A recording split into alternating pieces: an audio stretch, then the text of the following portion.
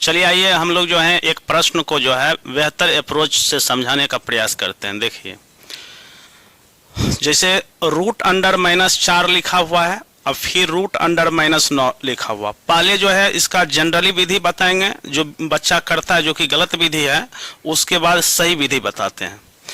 ये -4 जो -4 गुना जो है -9, जनरली बच्चा इसको क्या करता है, दोनों को रूट में लेके चल जाता है। -4 गुना -9, तो ये हो जाता है माइनस माइनस प्लस 9 को 4 × 9 = 36, ये आ जाता है 6, ये आ जाता है 6, जो कि गलत है, तो ऑप्शन ए मार देता है, जो कि ऑप्शन ए गलत है। अब सही अप्रोच हम बताते हैं, सही अप्रोच देखने का प्रयास कीजिए।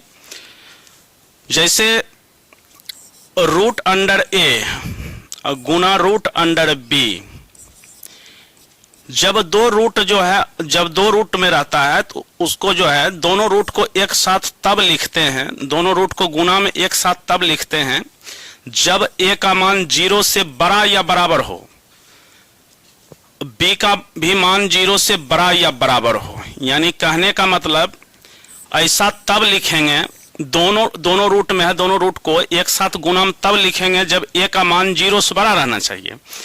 यहाँ पर ए का मान मतलब ए हो गया, ई बी हो गया।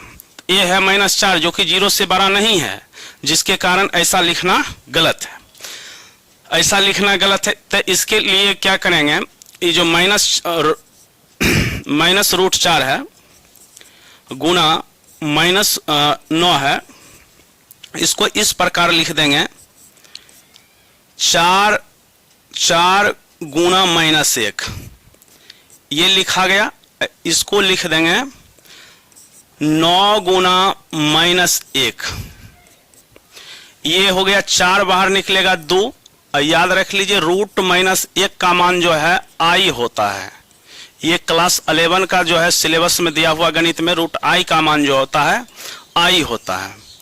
उसके बाद इसका मान हो जाएगा रूट -1 का मान हो जाएगा आई, फिर ये रूट 9 जो बाहर होगा 3 होगा, फिर रूट -1 का मान आई हो जाएगा, तो 3 दूना 6 हो जाएगा, आई गुना आई स्क्वायर हो जाएगा। हम लोग जानते हैं आई स्क्वायर का मान होता है -1, जिसके कारण जो है ये हो जाएगा 6 और आई स्क्वायर का मान -1, इसका आंसर हो जाएगा -6, इसका आंसर हो जाएगा -6, यानी राइट आंसर इसका बी होगा। यानी कि बच्चा जनरली जो है दोनों को अंदर लेके जाकर गुना कर देता है। गुना तब संभव, जब प्लस अगर रहता दोनों तब संभव था वही गुना जो इस प्रकार से गुना होता है। जैसे रूट 4 गुना रूट 9 अगर रहता है तो इसको इस प्रकार लिख सकते थे, 4 गुना 9, ये बिल्कुल सत्य है। लेकिन माइनस जब रहता है तो उस प्रकार से नहीं लिखा जाता है, काहे कि इसका रूल है इस प्रकार रहने के बाद इस प्रकार तब लिखेंगे जब अंदर वाला 0 से बड़ा रहना चाहिए। हमें उम्मीद है कि आप लोग को समझ आ गया होगा। Thank you.